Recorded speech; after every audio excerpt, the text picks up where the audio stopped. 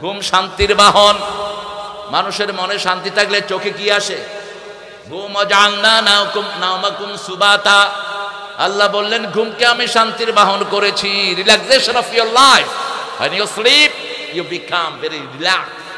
যখন আপনি ঘুমান ইউ বিকাম এনার্জেটিক, আপনার পুরো এনার্জিটা ফিরে আসে। ঠিক না বা ঠিক?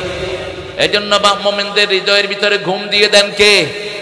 আল্লাহ। মসজিদ আসে যেখানে শান্তি আছে।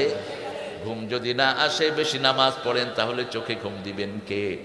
ঘুমের ওষুধ খায়েন না, তাহলে কিডনিও শেষ, লিভারও শেষ। 1 বছর খাবেন, এরপরে লিভারও শেষ, কিডনিও শেষ। কিন্তু যদি মসজিদে নামাজ পড়েন, শরীর ভালো হয়ে যাবে। ঠিক কি না? শরীরে 365টা জোড়া আছে। কয়টা? 365। 1 বছরের দিন কয়টা? জোরে বলেন। রাসূল বললেন এই জোড়াগুলোর হক আদায় করো। সাহাবায়ে কেরাম বললেন কিভাবে করব?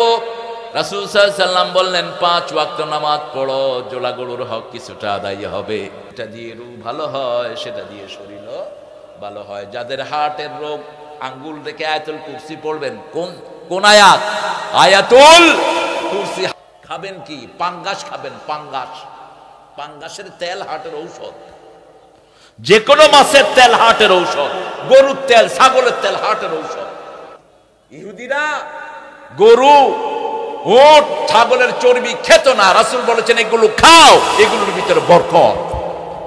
আমি তেল চাবায়া খাই, তেল, গরুর তেল, ওটা তো ফ্রেশ। বাহিরের তেলটা খারাপ। বাহিরে যেগুলো সোয়াবিন খান, এগুলো কি? কথা বল না কেন?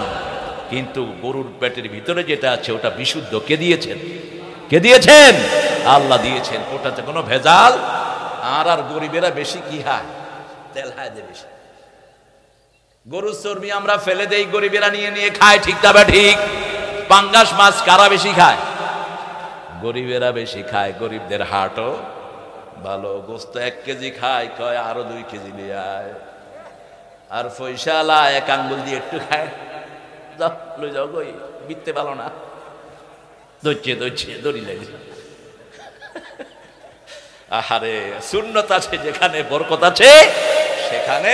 আল্লাহ বলছেন যদি কোন এলাকার লোক আমার উপরই মানে আমাকে ভয় করে, আকাশ জমিনের সব বরকতের দুয়ার আমি তাদের জন্য খুলে দেব।